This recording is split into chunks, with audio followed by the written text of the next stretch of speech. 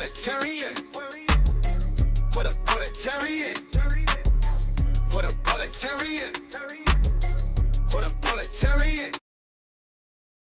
My goodness gracious. I think maybe it might help for now to just turn my volume down. You know what I mean? Listen, today, man, I want to change it up a little bit, right? Because we always do the black people can't be racist topic, and I just kind of want to just examine the idea, the myth that black people, what the fuck is wrong with me? The myth of just budgeting your way out of poverty. People just go like, just don't spend money on stupid stuff, and then you won't. Just don't spend money on stupid stuff, and then you won't have to worry about being poor with poverty. Right? That's me imitating them. I'm gonna start using my uncle's voice. Hey, get out of here. Get out of here. Just don't you. Get out of here. Just quit getting avocado toast buying iPhones. Okay, yeah. Like Slim, nobody will hear all that shit. You know what I mean? Like, Bammers will tell you, that it's we talk a lot about cultural hegemony, and that's part of it, right? The idea that the onus is on the impoverished for being impoverished rather than the system itself that creates that poverty. You know? Yes, they think that poverty is a moral failure. And that's part of the plan. That's part of the design, right? To present capitalism as this natural, good, normal, fair thing. Right? And then say, well, anybody can make it. So if you haven't made it, anybody can be rich. Anybody can be comfortable. So if you haven't made it, if you're not rich, if you're not comfortable, it must be your fault, right? It must be on you. It's also baked in how they talk about communism. They count every unaliving in Russia as communism. Right. Just world idea. Right, exactly. And so they say, well, if you're not a billionaire, it must be because you're not good. But also implicitly in there is the idea that if you are a billionaire, it's because you are good. And for this reason, they think they come up with half-cooked, half-baked excuses for poverty. So sorry, y'all. Any excuse they can come up with to vilify you instead of thinking about how unfair the system is, then they just go, that must be the answer. That must be the product. In black spaces, we see that manifest as labeling black folks as criminals. Right? Talking about black culture. Oh, well, you like to do the twerking. You're always twerking all the time. You know, you're twerking and then you're writing songs about unaliving people and selling D-rugs and da-da-da-da-da. And the end result is this hegemonic worldview where it's just like those who suffer must deserve that suffering, right? But if you take 2 seconds to look at it, it's just mathematically impossible to budget your way out of poverty. Poverty is the state of not having enough resources to sustain yourself, right? Good morning. Hello. Hello, Sean. Good, I'm chilling. I wanted to come up here real quickly because obviously you're wrong. So you can budget yourself out of poverty. The thing is, back in my day, right, I could buy a 3-story house for a nickel and a chicken. So what are y'all doing wrong? Right. Well, houses cost a lot more than a nickel and 5 cents and a chicken. How much was the chicken worth?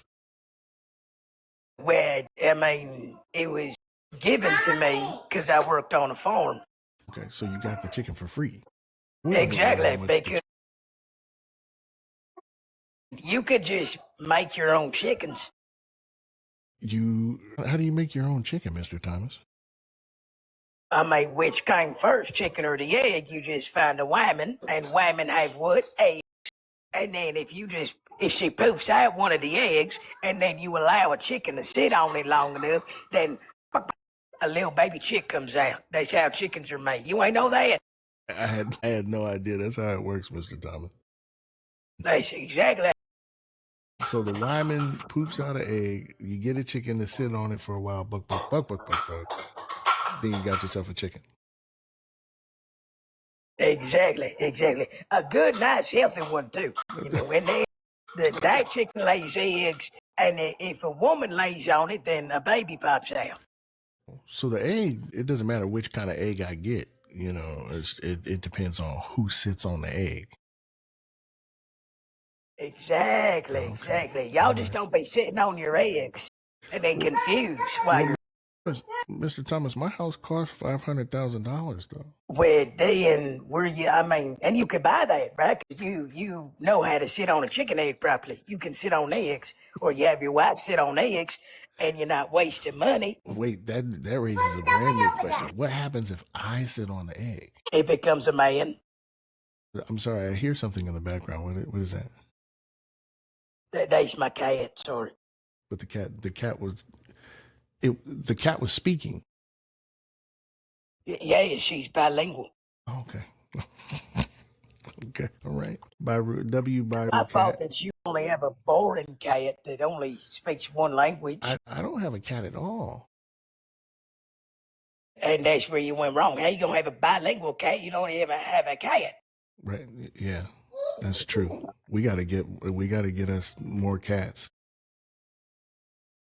We gotta get some more cats in the mix. And when a cat sits on an egg, what do you think happens? No idea. Does a cat pop out? Actually, worse. Christian gnome. So don't do that. Christy Gnome pops out. Yeah, I mean, if you care about dogs, then don't do that. If you don't like dogs, then I guess that's fine. Very valid. That's valid. So, but what would happen if I sat on an egg? What's your race again? I'm black. Yeah. Mom, it's spicy. A little bit. If you sit on it, then okay. It's the wrong way. This is just science. This is just science. Fried chicken comes out, okay? But don't take it wrong. Maybe a little bit. Sometimes chitlins as well. Wait, chitlins definitely don't come from eggs. Well, I mean, it depends who sits on it. Okay. All right. It depends on who sits on. I got you. I got some folks in the request. We haven't gotten to the subject matter for real yet, but Mr. Thomas, would you like to talk with a guest here? So, I mean, I can educate them. None of this what? This egg. The egg sitting. Trump Truther, do you Swan Raid in the chat? W Swan Raid. You Swan Raid. Trump Truther, do you know anything about egg sitting? Egg sitting? Like the thing that hens do? Yeah, I would imagine it's something like babysitting, but with eggs. Like what a chicken does with its egg, right? You're talking about egg sitting. Yeah, egg sitting. Yeah, I know nothing about that other than they keep the eggs warm by doing so. Well, then I know nothing. I thought I knew something. So according to Mr. Thomas, poops out an egg, and then if you get a chicken to sit on the egg, you'll get a chicken. If you get a woman to sit on the egg, you'll get a baby. Who said that?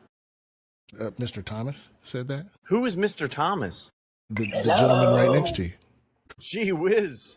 Yeah, that's the gentleman. Did he put right the instructions on the shampoo bottle too? Put the instructions. That's ridiculous. I don't use shampoo because that's liberal propaganda. It's full of chemicals to make you elemental P. Stay woke, my brother. Your LMNOP. You gotta stay woke. What brought you up? Okay. What brought you up, Truthster? Something about debating. I saw something about debating capitalism, and I had a crack dealer analogy for capitalism versus socialism that I thought you might appreciate. Why would I appreciate a crack dealer analogy? Well, you'd have to hear it. I mean, I thought you might appreciate it. It's a crack dealer analogy. It's your decision whether you appreciate it or not. Do me a favor. For terms of service, let's call it C-rack. Okay. And actually, it could be a widget. We can just call it a widget. It doesn't have to be that. Okay.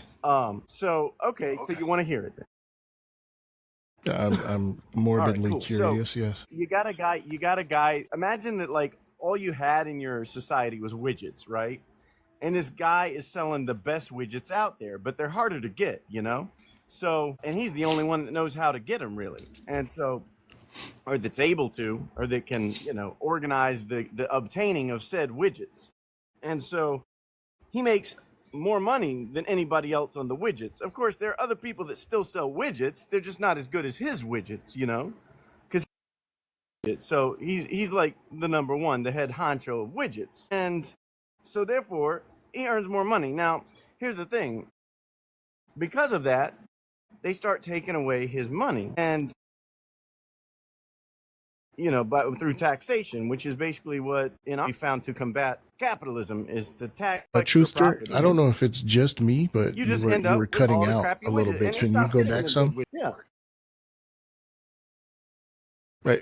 I don't know if it was just me, sorry. but you were cutting out some. Can you go back? Yeah. Well, anyway, the guy selling the widgets, you got that much, right? Yeah. There's a Hello? dude selling widgets. He's got the best widgets, therefore he makes the most money. And then I guess you're saying because of jealousy, people are taking away his money? No. Because of taxation. Because you see, he earns more, and so he gets taxed more. You understand? I'm tracking what you're saying. And that's not. Okay. So the government taxes him more, but he still gets rich because he's still making more than the other people. And so he becomes extremely wealthy over time. And eventually the government says, well, he still got all this money. And so they take that away. And so what that teaches people is that it's not worth it to get the better widgets, even though people want the better widgets, because you're not going to make any extra money off of it. They're not going to go through the extra effort to do so if they're business owners. And that's my argument about capitalism versus socialism. Quick truthster. If we have delay or whatever's going on. Mr. Thomas, can you hear me okay? You know, they're always going to be, and there's a mathematical reason for it too. Okay. Say it again. The guest is a little bit louder than you sometimes, I thought. Oh, I was just trying to regulate my volume. I don't want to overwhelm the audience. I hope, can you hear me okay now? Yes. Okay. Can I posit my own analogy here? Somebody else invents a really cool widget, and then a guy with enough money in the first place because he used to own humans or his dad used to own humans comes and buys the rights to that widget. And then he also uses that money to box people out of making their own widgets in the first place. And then he pays the government to keep them from competing with him, making more widgets. Then he pretends to complain about taxes because he simply wants even more money. That way, if anybody wants that widget, they have to go through him and he can force it. So he gives kickbacks to government people. The government comes out with faulty regulations and says that this guy exploiting folks is a totally legitimate thing.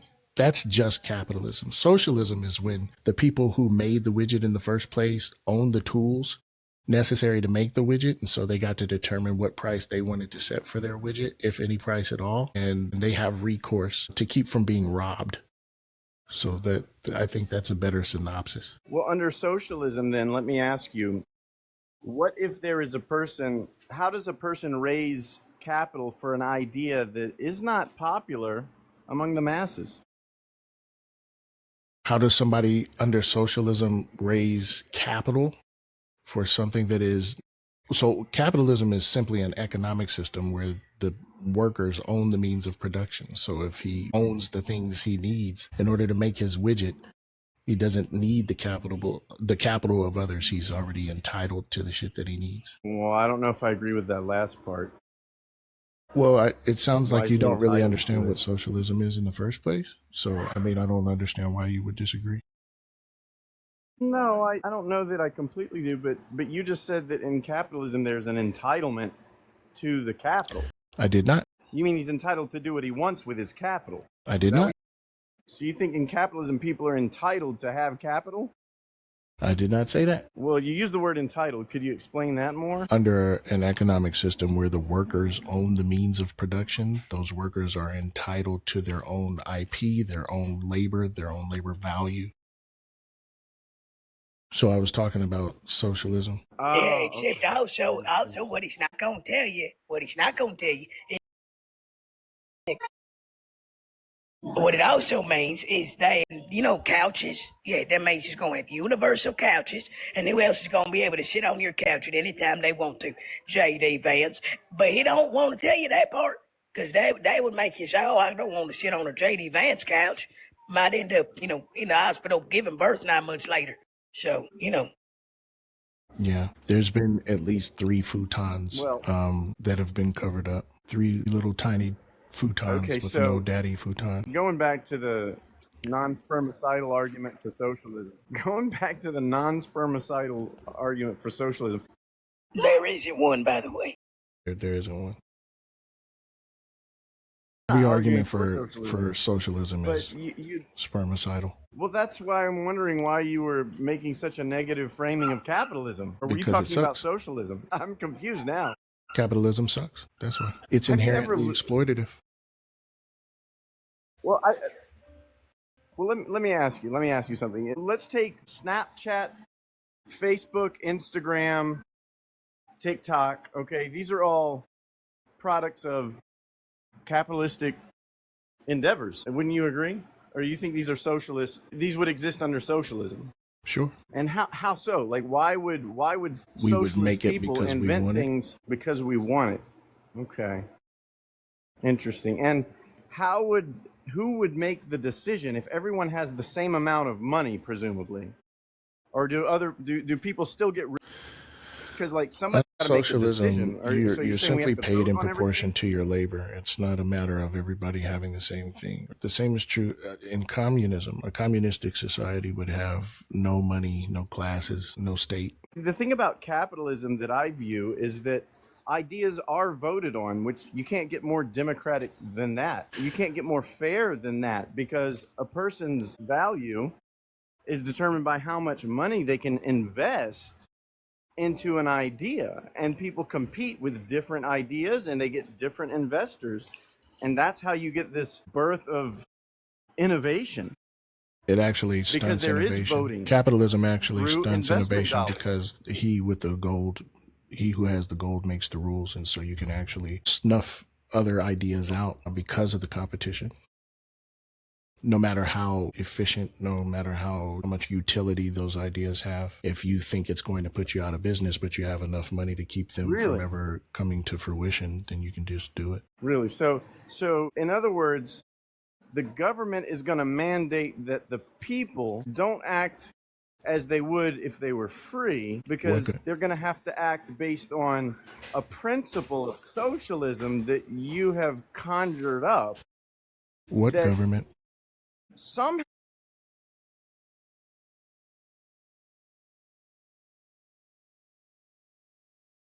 This is a capital huge should be straw. This is a huge.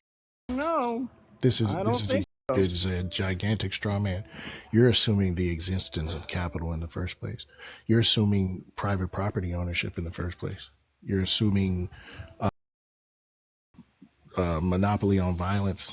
Like there's so much that you're just like going like it's capitalism, but with gay people. Like, and I don't know how to respond to that. Like, if you don't know what socialism is in the first place,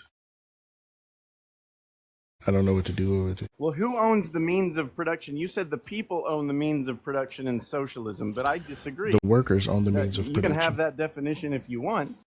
Okay, so just trying to workers. So definition. that's a good question. Excuse me, definitionism I is agree with a you. logical fallacy. Literally, socialism is when the workers own the means of production, right? So trying to take the necessary Okay, quality away from the thing itself, that doesn't make any sense. You're like, you think that cars have engines, but I think No, I'm not trying- they have I'm not trying- unicorns, and that I don't know what to do about that.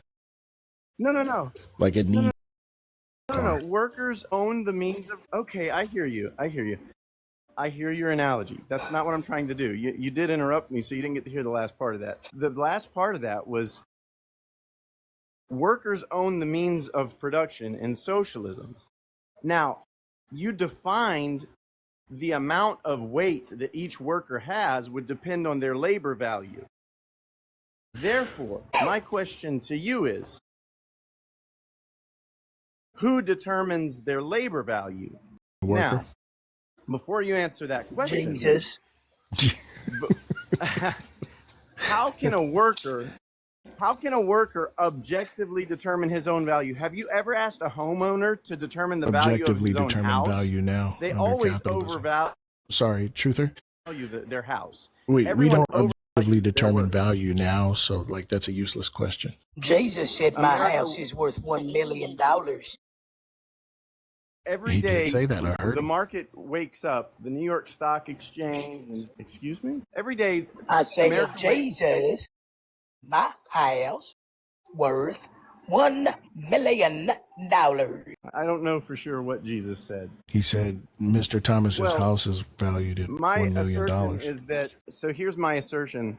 If you were to pause everything and redistribute every asset and every dollar today, within a short period of time, if the rules were fair, as you say, there would still be a similar distribution of wealth within a generation or two. And so your system can only be enforced through repressive means. Because, see, today, things are now, even with some of the progressive policies we have, today, thousands, if not millions of people wake up every day and argue with real money about real value and what an individual, company, or entity is worth. And they do so through deals, through stock trading, through bond trading, and it is a highly effective and vibrant way of determining value. And whatever ideas you have, my friend, I wish you very good luck in understanding how they don't mesh with what Yeah, so your ideal utopia it's is. super easy. And That the was owning actually class the will last not 6. I gotta allow go. a peaceful I transition don't of want power, to. so the proletariat has to take it by force. There's just no point in like, I don't. So what? Like, wagging fingers behind violence is silly when the bourgeoisie executes violence on the proletariat every day. I don't. Starving people, ensuring that there's a starving I don't know what population, you're talking threatening about. I've people never with had poverty, violence. threatening people with homeless, unhousedness, ensuring that there's an unhoused population, then treating that unhoused population like they're lepers. That's violence. So when you say to me, oh, well, in order to get this, it would take some violence. And then, okay, like Slim, I beat up every one of my bullies, except for Weston and Greg. And Greg. There were 2 Gregs. Well, Don't hurt.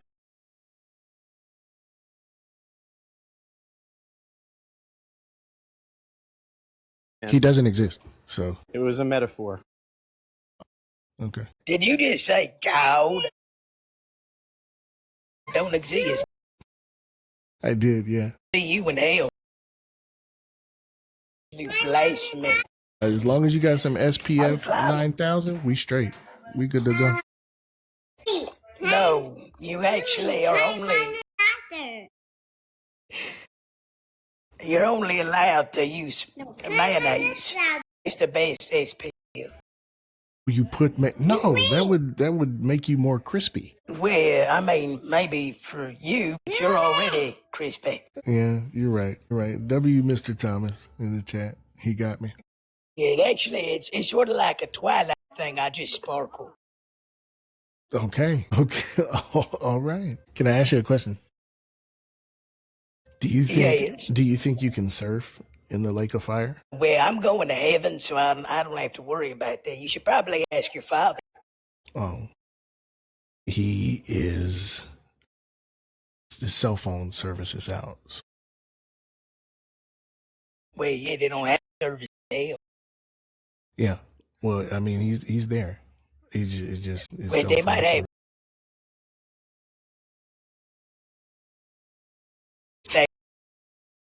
They made Satan Self. If you Verizon. yeah, F Verizon. F Verizon. Okay. I'm just saying, because if you can surf in the lake of fire, I mean, that's recreation. That's not so bad. Well, that's only if you don't fall off. Yeah, you would. Yeah, because if you fall off, then you in the lake of fire, and that's not fun. And then you're gonna have like a soul surfer moment, you know. Yeah, but wouldn't the surfboard burn up? I mean, I assume the surfboard is also made of fire. It's a fiery surfboard. Surfboard. Dying on that wood. Dying on that wood. Okay, Mr. Thomas, I'm gonna let you down. I wanna do a little debriefing on the topic I have up, and which means I gotta show a video. All right, bye, y'all. Oh, wait, I gotta do the face reveal. Okay, hold on. Bye. Oh my goodness. All right. You want to say bye? Bye, Bluey. Bye, Bluey. Bluey is hilarious. Okay. All right. So you can't budget your way out of poverty. And I have a little video I want to share with you so that we can all be on the same page about this. Okay. It's just going to take about 7,000 minutes. That's all. It's only going to take about 7,000 minutes for us to get there. It is. Okay. So wonderful. So glad that it's finally there. At least once. You are driving to work, maybe running a few minutes late, and suddenly that check engine light pops on. Your heart sinks. You know, logically, that fixing the problem right now might cost $300. But you look at your bank account and you have exactly $42 to your name until Friday. So you ignore it. You turn up the radio to drown out the weird rattling noise. You pray. 2 months go by. Real quick, I just want to ask before we get into it for real, how many of you have been in a situation just like this, where like you got $40, all right, and you know something going on with the whip, and it's gonna cost you, you know, it's gonna cost you at least $300 to get it fixed, right? And, you gotta wait it out. You gotta ride that thing out. Yeah. And because you didn't have that $300 then, the car breaks down on the highway. You need a tow truck, which is $200. The original part that was broken has now destroyed your transmission, so the repair is $2,000. And because you can't get to work, you miss 2 shifts and lose $300 in wages. Initial inability. So you started out with $42. And then a $300 problem presented itself, compounded, got worse, and now you even deeper in the hole, right? Total cost, right? So the total cost of a $300 problem costs a person who doesn't have that $300 $2,500 to fix. Being poor is very expensive. Exactly. Not for nothing, the dude who's making this work boot theory, we're going to get there, Total Recall. The guy who's making this video is a dirty, filthy, stinking capitalist, okay? But this video, the irony is that this video is based on, what's the word for the economic? Traditional, standard economic, help me. Original economics. What's the name of this doggone? I can't think. It's the kind of the economics I learned in school. It was. You have a question, Swan? Holy moly. Picking up all the background noise. But I have a feeling they're going to offer an option for a loan. But traditional economics, like this is how economics is taught. So this is economic theory that capitalists learn, right? So on a big level, rhetoric aside, propaganda aside, this is something that economists understand. Even supporters of capitalism actually do understand this, right? That's why when people do the whole, like, you can budget your way out of poverty thing, or stop buying avocado toast, or stop buying iPhones thing, that's why it's so dishonest, because they know better. They actually know that's not how it works. Here's the thing about money that most financial gurus get wrong. They tell you that wealth is a result of discipline, and poverty is a result of bad habits. They say things like, stop buying lattes or cancel Netflix, as if Holy shit, was he listening to us? saving $12 a month is going to revolutionize your life. But that advice ignores a fundamental economic reality known as the Boots theory of socioeconomic unfairness. The theory comes from a character named Sam Vines in a Terry Pratchett novel, and honestly, it explains the wealth gap better than most economists with PhDs. The theory goes like this. Take two men. One is rich, one is poor. The rich man buys a pair of $50 Are those boots. Doc Martens? They are high quality, leather, stitched properly. Those boots last him 10 years. The poor man cannot afford $50. He only has $10. So he buys the cheap, cardboard-soled boots. But those boots fall apart after one season. So the next year he has to spend another $10, and the year after that. Over the same 10-year period, the poor man has spent $100 on boots, double what the rich man spent, and yet he still has wet feet. The rich man is dry, comfortable, and $50 richer. This is the math of being poor. You are forced to pay a premium for the lack of capital. So I just want to reiterate that, right? You're forced to pay a premium for a lack of capital. That has gigantic implications. When we talk about racism and we talk about historically redlined neighborhoods, when we talk about oppression, right? And people go, oh, there's no oppression, racism ended years ago. Black people just can't get their shit together, right? There doesn't need to be an active hand on the scale. There doesn't have to be direct and overt language that spouts out about oppression. Because there is an inertia to oppression. There is an inertia to poverty. There is a compounding of poverty. It is more expensive to be poor. In this example, because you didn't have the money to buy a good pair of boots, you now have to spend more money every time your shoddy shit breaks. This is also a mechanism of capitalism to provide an alternative good, right, that is cheaper, that won't stand the test of time, that will net greater profit because the base to whom they are marketing, the consumer base that they are giving their products to, they know who their consumer base is. And so they're saying, we'll give them shitty shit. We don't care because we know they'll buy it. And we know they'll buy it so consistently that we will see a consistent income flow of income. And that is, so when people say that you're just spending your money unwisely, it tells me that they don't have a fundamental understanding of the simple math behind it. Planned obsolescence, absolutely. You might be thinking, okay, Bobby, that's a nice story about boots, but how does that apply to my actual life in 2025? Well, look around you. This dynamic is everywhere. Let's talk about something as basic as toilet paper. It sounds ridiculous, I know, but stay with me. Y'all remember the toilet paper debacle of 2020? Remember the toilet paper wars of 2020? I'm just kidding. If you have $50 to spare, you go to Costco or Sam's Club. You buy the mega pack of toilet paper. The cost per roll might come out to something like 50 cents. You are set for months. But if you are living paycheck to paycheck, you don't have $50 to lock up in toilet paper inventory. You have $4.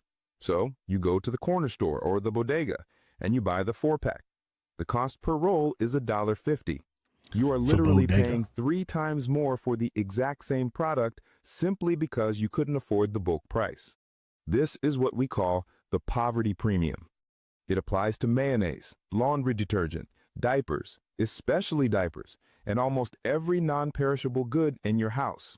The math says that if you are broke, your inflation rate is technically higher than a rich person's inflation rate because you are perpetually locked out of economies of scale.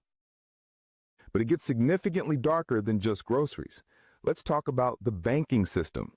This is where I get genuinely frustrated because the system is designed to punish you for stumbling. If you have $10,000 in your checking account, the bank treats you like royalty. No monthly fees, free checks, maybe even a little interest, although probably not much. But let's say you are struggling. You have $20 in your account. A subscription you forgot about hits for $25. I'm going to talk about this subscription thing, right? There's a running joke that Amazon and Apple wait till you're at the lowest point in your life. They wait till you're at your lowest point to come and get their money, right? Yeah, Apple waits until it's like, wait, does he only have $20 left? All right, yeah, we're going to get that 20, right? And then they pounce. They come and grab their money, right? To the point where it's almost more prudent to like not have that service, right? It's definitely more prudent to not have that service, right? But then that overdraft fee appears, right? And so there's the thing about subscriptions is they're meant to be forgotten about, right? They're meant to sit there and not have to worry about it. You don't pay every time you log on to Netflix. You don't pay every time you log on to Hulu. You pay a monthly subscription. You enjoy that subscription, and you forget even what day that subscription is supposed to be paid, right? For people like me that have time blindness, this is like a recurring theme, is where it's just like, if I could help it, I would pay early. I just didn't know what day that subscription was supposed to come out. You are now negative $5. Does the bank say, hey, looks like you're having a rough month, let's cover you? No, they hit you with a $35 overdraft fee.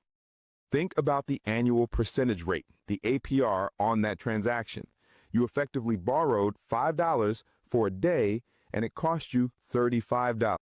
That is an interest rate of 700%. If a loan shark did that, they would go to jail. When a bank does it, it's just standard policy. Last year alone, banks made billions of dollars in overdraft fees, almost exclusively from people with less than $1,000 to their names. Does anybody remember when Wells Fargo got in trouble for adding accounts to, like, adding services and adding products to people's accounts without their knowledge or consent? Does anybody remember that? Now, Wells Fargo got in trouble for it. Not much trouble, but they got in trouble for it, right? But imagine now that you've fallen delinquent on a product or a service or an account that you didn't know you had. And then you're saying, well, where has my money gone? Now imagine just a regular person, what tools they have to do something about that, right? It took a class action lawsuit to hold Wells Fargo accountable. But what if it's just you just sitting there by yourself? You got your rotary phone and you're like, you just want to talk to a real person, right? And you've called and called and called, and this is what they give you. Hello, you have reached Wells Fargo Department of Complaints. Please hold. Hello, we're happy to have your business. We pride ourselves on making sure that we don't steal too much of your shit. And the whole time you're trying to figure out why they're stealing your money. You know what I mean? And you got to wade through all of that. You don't have the time. You either need to relax, or you need to get to work, or you need to call during business hours, or, right? Like, there are all these unseen, unspoken barriers to you having some sort of recourse against literally being stolen from, right? The rich get paid interest, the poor pay interest. It is a wealth transfer from the bottom to the top, disguised as service fees. And look, I know what you're going to say. You're going to say, well, just don't spend money you don't have. And theoretically, yes, you are right. But psychology plays a massive role here that we cannot ignore. Even that, the talking point, just don't spend what you don't have. The fine print in these contracts that you sign up for, you're not reading that, and they know you're not reading that. And so you're not actually spending what you don't have. You're agreeing to letting them take money that you don't have sometimes, right? The idea that the average person has the time to dedicate to reading the fine print for every term of service or service agreement is just, it's not realistic. It's not realistic, especially when we live in a country where the average reading level is at the 5th grade. The average American reads at a 5th grade level. So you know they're not, and they know that, right? Again, I'm going to say the word again. Here it comes. Get your bingo cards out. This is the hegemonic conditioning that we're under.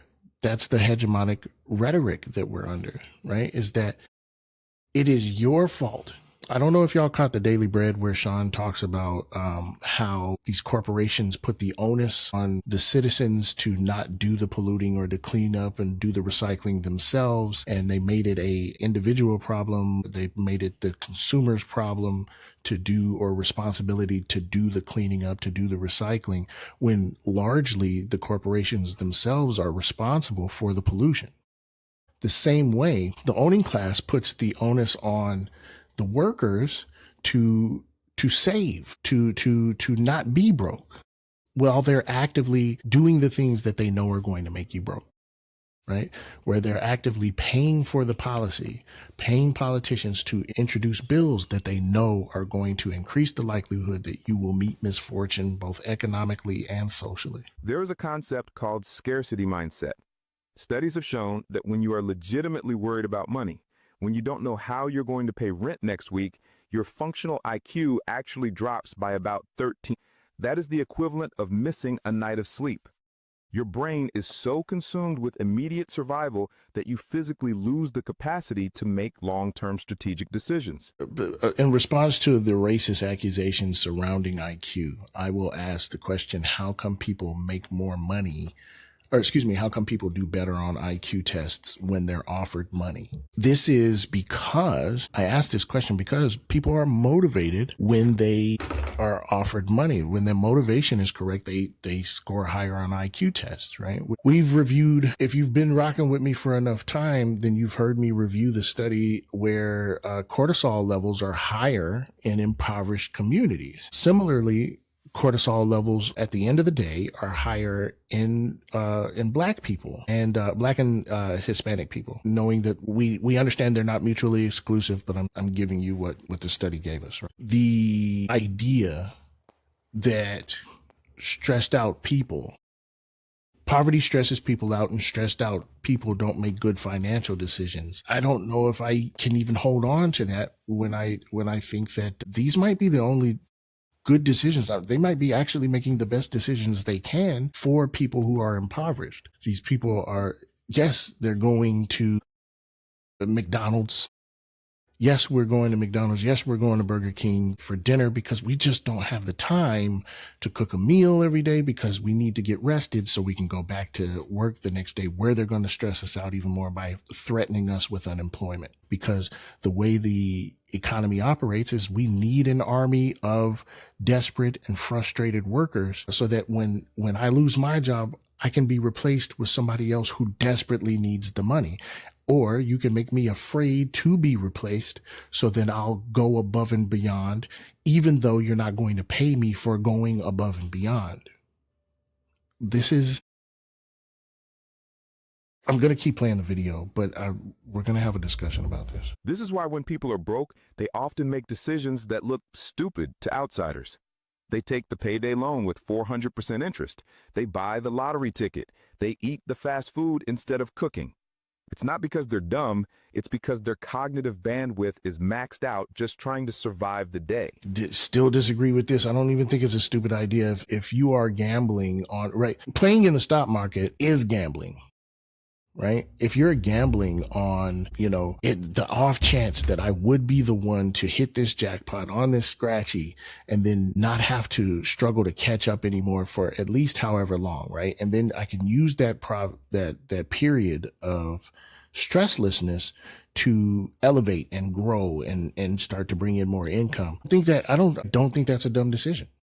I don't think it's for desperate people. I don't think that's a dumb decision at all. Payday loans. You're telling me that there is money right there that will immediately solve the problem I have, because the need that I have immediately is to stay in my house, is to keep my car. That's the immediate need that I have. And you're telling me that I can go to this place and they will pay me what I need in order to keep this stuff that is necessary to me living and being housed. Right? I don't have no problem not paying the guy behind the plexiglass, right? Because the guy behind the plexiglass can't come and take my car. I have to pay the dealership because the guy at the dealership can take my car. And if he takes my I definitely can't pay the guy behind the plexiglass. Not only that, but there are people at the payday loan joints, they, again, with the fine print, they hide clauses in the contracts, and those clauses say that, like, even after you have paid your full principal, right? You've paid the exact money that you've agreed upon. It's big, bold numbers. This is the amount you must pay. They say that, well, that didn't actually go to the principal, so you have to actually finish paying. So and then they come in and they just take the money for themselves, right? These are things that happen all the time. People prey on the impoverished. Boots theory isn't just about the math of money, it's about the math of mental energy. The rich man doesn't just save $50 on boots, he saves the mental energy of not having to worry about his feet getting wet for 10 years. He can use that brain power to invest, to learn a new skill, to start a business.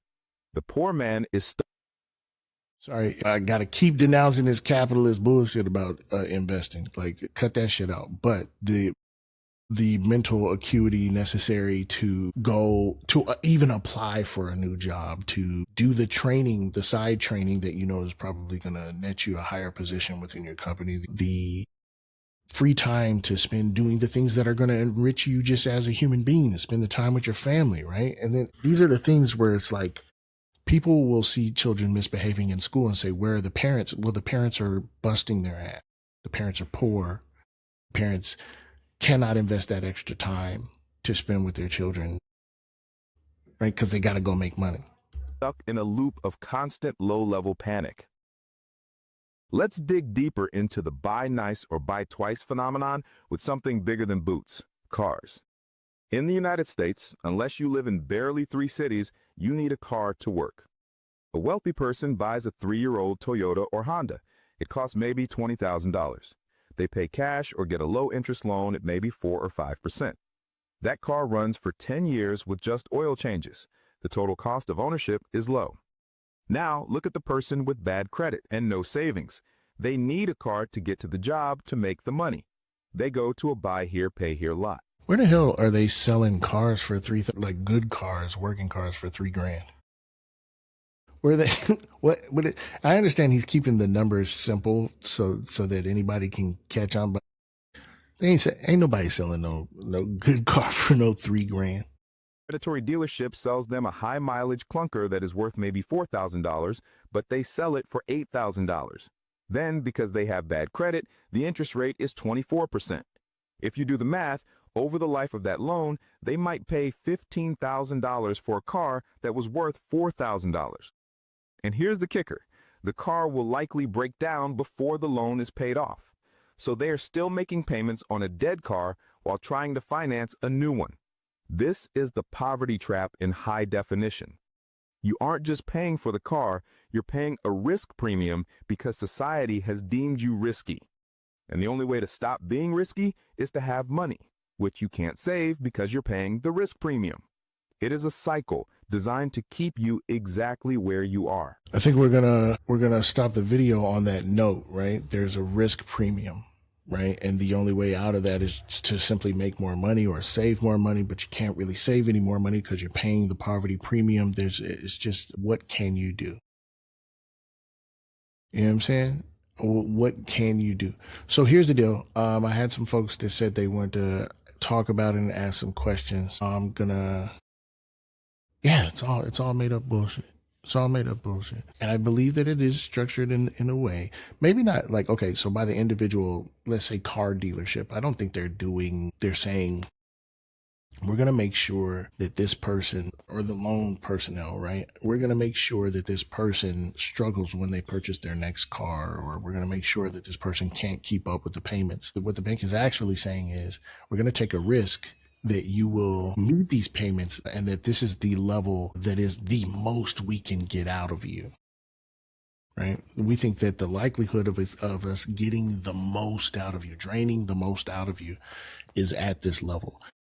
So we will install a 16%, 20% APR.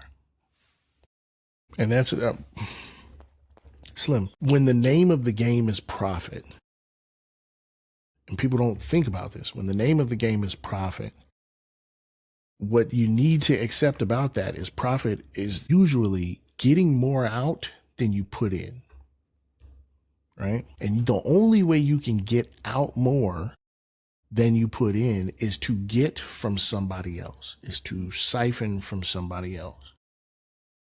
Whether it be someone who is doing labor for you, someone who has done labor for another and now has the capital or the notes of debt necessary to come and get that value, right? Somewhere in this chain, there is exploitation. Somewhere in this chain, there is the siphoning of labor value, your surplus labor value. I'm so sorry. I want to yawn, but I can't. I have a yawning urge, but can't do the yawning. So I'm a little irritated. Okay. Just a little mad because niggas want to yawn. You feel me? The widget analogy was raw nonsense for sure. Yeah, I have to pretend.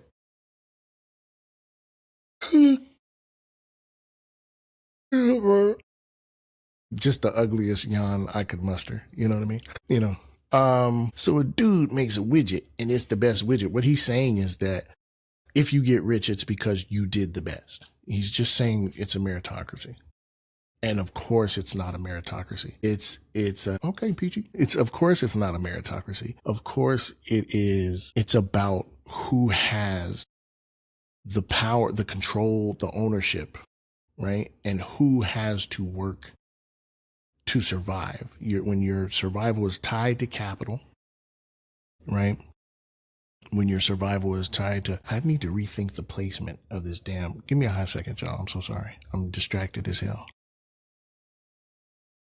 Because the placement of these commercial bow get money. I like it. I like it a lot. There we go. So, okay. Anybody who had a question, this is the time. We're going to do a quick 15-minute session, and we're going to wrap up, okay? Y'all come up, holler at me, talk to me about it, spit your knowledge. You know what I'm saying? Kick that funky stuff. Hello. Yo, Swan, what's happening? Do you notice how it's affecting your mood here in this space? So what I hear you saying is basically that there is an idea that, that these cishet white men have where there's like, they believe in the idea that they're going to be rich one day. And so they will fight to defend capitalism because what they're really fighting to defend is the idea that they will one day be rich. Yeah. And to me, that is the silliest shit on the face of the planet. You mad at me, right? Because like I didn't design the system. I didn't make this shit this way, But, and I will say this, and you tell me if you agree, Swan, that's why racism is so fucking appealing. Yeah. Because it's like, listen, again, Lyndon B. Johnson quote, if you can convince the lowest white man he's better than the best black man, he won't notice that you're picking his pockets. If you give him somebody to look down on, he'll empty his pockets for you. So the idea, well, shit, the idea of me being a millionaire is appealing because then I will be better than someone else. I'll be able to lord over someone else, right?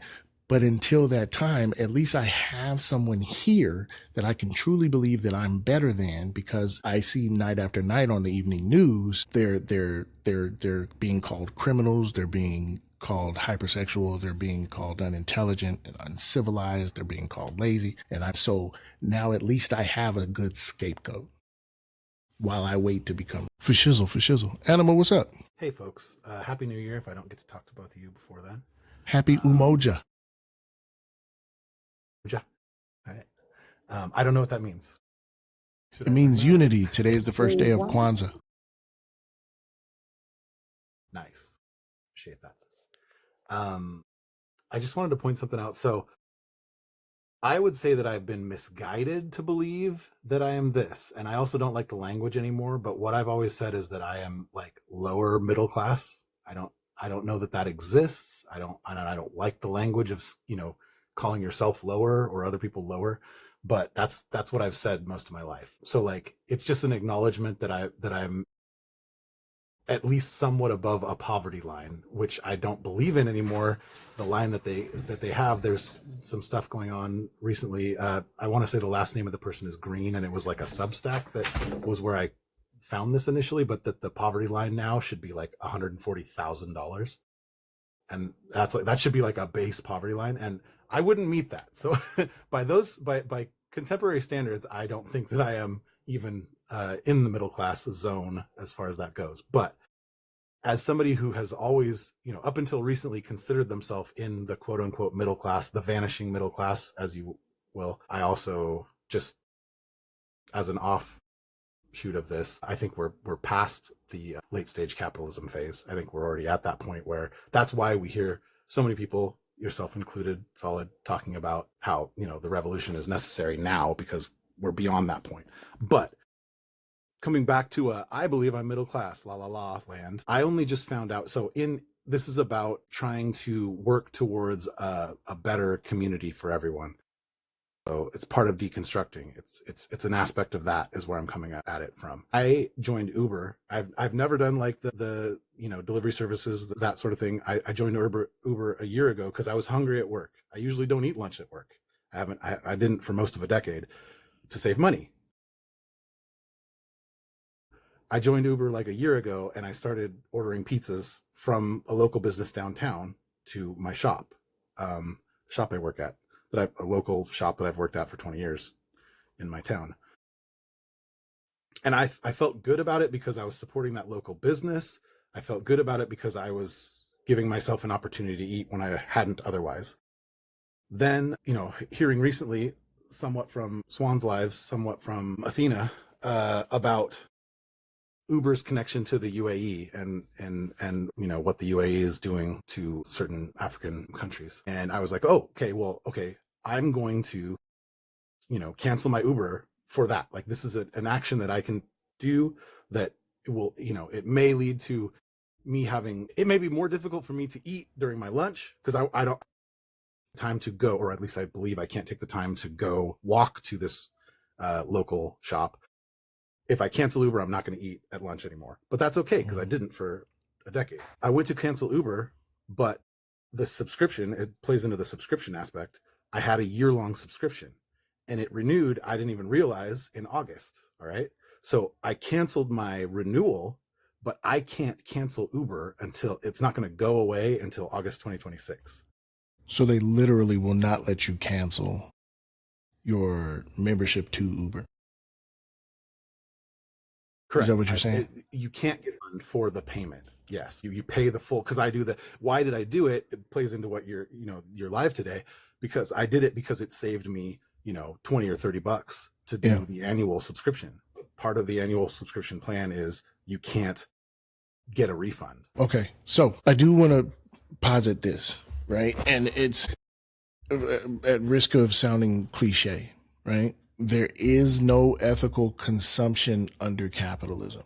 I'm not telling you to just be willy-nilly and it doesn't matter, so fuck it, right? Just buy where you want to buy. But what I am saying to you is that you will not find a corporation that is well-known, well-marketed, that is not involved in some sort of exploitation, in some untoward, unscrupulous type of activity, especially not larger, especially not Fortune 500 companies. You're just not going to find that, right? Because like Uber, for example, yes, it is funding activities in the Congo, right? What I will say is I think we need to really be cognizant. You brought up end stage capitalism. I think we really need to be cognizant of the fact that we are getting to the point where the people who are doing the work and making the products and doing the services can no longer afford those very products and services. We've gotten to a point where we are no longer able to participate because of these oligopolies, these cartels that pop up. We're no longer able to do effective boycotts. We're no longer able to circumvent these companies. These companies have become an integral part of life and living, right? Where something as simple as eating at work or having food delivered, we're losing it. We're losing all of our ability to resist that. And so the only real solution is ... because otherwise we're stuck in it. We're stuck. So we have to make a decision. Do we want to lay down and let the end stage capitalism, all of these dynamics are what have allowed fascism to return so heavily, right? The gem mine owning, golden shoe selling, discriminating entities, right? That believe in superiority of the people who look like them and think like them and love like them, right? Their ability to envision and take action, effective action toward a white ethno state, a Christo nationalist state, that is all because of the collusion, the cartels, the oligopolies, and the monopolies. That is all because of, and all those are possible because of the way capitalism functions. So at this point, mad at me because I went and bought a chicken sandwich. Again, that's hegemonic conditioning. That is the hegemony. Is convincing you that you're the problem for consuming, right? As opposed to the people from whom you are consuming. And convincing you and others that there's nothing that can be done about this. Swan, what's up? Happened to me. It happened to me, a group of black people. Broke my heart. A group of black Democrats. You know what I'm saying? Attacked me as though I was a conservative somehow. I said, what the fuck is wrong with I used to think that this was a process of pulling people toward the left, right? Process of like, listen, if let's just raise class consciousness and we'll teach people stuff. And then once they learn the stuff, then they'll be like, yeah, good. Right. I'm a leftist now. Right. And then leftism will get bigger. Right. I've been scrolling. I don't know if Ash is still here. Right. But I've been scrolling and I've been watching anarchists arguing with Marxist Leninists. Right. And yeah, before you ask, yes, they are. All of them. All of the anarchists and all of the Marxist Leninists engaged in this conversation, in this fight, this disagreement, are all. And the first thought I had was, white privilege must be fucking amazing to have that luxury, right? To have that luxury of infighting and saying this is the best way toward liberation. In my mind, I'm sitting here like, we don't have that luxury. We got to live today. Like we have to live. We got to get free immediately. We don't have time to figure out which one of us wins the argument. We got to get free immediately. We ain't got no choice. We ain't got no choice. I'm to the point where, like, you know what I'm saying? My biggest gripe used to be when I was a baby leftist, when I was a baby tanky, right? My biggest complaint was that, like, leftists are just corny looking. They're just corny. It's like Marxists are like really corny. They got like handlebar mustaches and shit, and they wear suspenders and they churn their own butter. I don't know. I don't know what white people do. And right, that was my biggest gripe, right? But now, and I agree, right? I agree. I feel as though Marxist Leninists are on the right side of this debate, this infighting, this purity test that they're putting each other through, right? This woke scolding that they're doing to each other, right? I agree. But black people know when somebody's coming for their food. Black people can smell it on the air when someone is coming to burn their city down. And I fear that lack of conditioning, that lack of epigenetic conditioning is not helping white leftists. Like, I feel like they don't understand that they're coming. And maybe part of that is that just like, well, shit, at the end of the day, I'm gonna still be white. Maybe, I don't know. But for us, we know. What's up? And so for that reason, I agree with you 100%.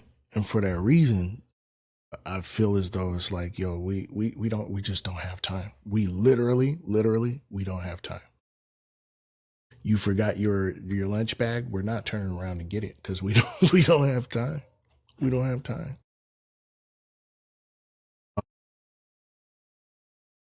It's like Slim. Every time something pops up on the news and it goes, well, they released it, and the whole time, okay, these Epstein files, there was all this how to do, all this tumult. When they release them, I wonder if conservatives are gonna, right? It's like we knew conservatives wasn't gonna give a fuck. We know they don't. We know don't nobody give a fuck, bro. We know nobody gives a fuck. We know. So now the Epstein files are released, heavily redacted, and motherfuckers see the proof of the very thing that they were accusing their opponents of doing, motherfucker guilty of, right? Now, and were they supposed to revamp it? Because it was never about taking in new information and then adjusting. And I'm going to say this, and I mean this. It's never been about taking in new information and then adjusting your worldview to be correct. It was always about being the strongest. It's always about winning. It's always about having. It's always about exploiting. It's always been that way. I have zero hope for a mass enlightenment in the white community. I have zero hope for that, because the goal, what I've come to realize is that the goal wasn't to be right. The goal was to, and how can I rule absolutely if you have the power to tell me that I'm wrong? That's the only reason why there's an ideological battle here. That's the only reason why there's a culture war here, because it doesn't mean I haven't absolutely won if you have the ability, if you have the power, if you have the wherewithal to tell me that I'm not right. But I don't actually care if I'm right or not. I don't, right? That's what the reactionary feels on a visceral level. It doesn't matter if they're right or not. It matters if they win. The only reason Trump supporters are Trump supporters is because they hate you. The only reason Trump supporters are Trump supporters is because they hate you. They don't like queer people. They don't like trans people. They don't like black people. They don't like foreign people. They don't like people who drink milk. I don't, whatever they are, if you are not that, they don't like you. And that's the end of it. It's not more complicated than that. It's not more complicated. This is my team, and this is why it's fascism, because I'm on this team. This is my team, and this team must win against anybody who's not this team. The end. The end. Swan, I'm gonna toss it to you, and then we're gonna wrap up. Solid sad. On that note, hey, listen, I'm gonna put this episode up on the Patreon. Okay. What's up, Anima? I just wanted to say, while you were responding to what I was saying earlier, it came to me, deconstructing Dunning-Kruger. That's where I am. People are there. You're saying it's too late, and I feel like that deconstructing Dunning-Kruger.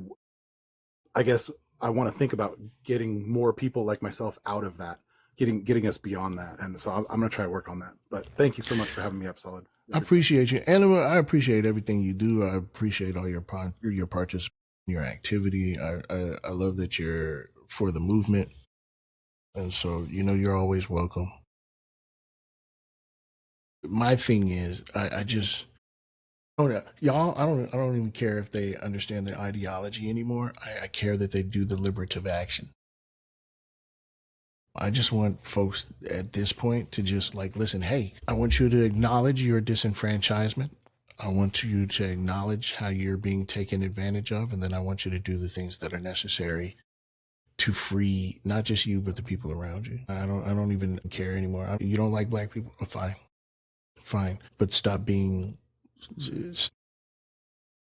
the things that are necessary to free us. If we all get free, then you're free.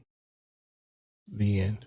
Y'all, this episode is going up on the Patreon. Little treat for you. It's not going to be behind a paywall. I'm probably going to put it on the YouTube as well. Man, hey, I just appreciate y'all for rocking with me. It's 115 people in here, man, and y'all could have did anything else or been anywhere else, and y'all chose to come and kick it with your boys. So I really appreciate that. Again, absolutely lather my Patreon with a subscription. Okay. Feel free to peruse Theory my on that. website. All right. The links are in the bio.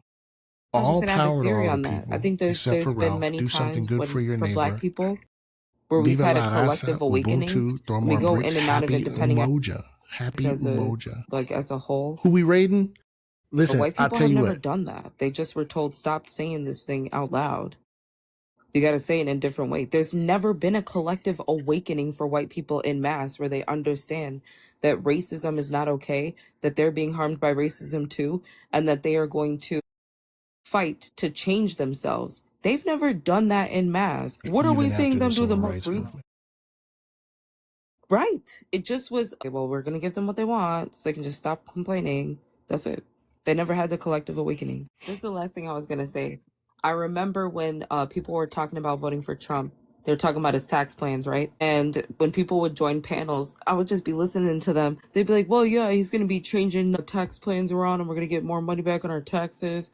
And then somebody asked a brilliant question one day and said, what is your income?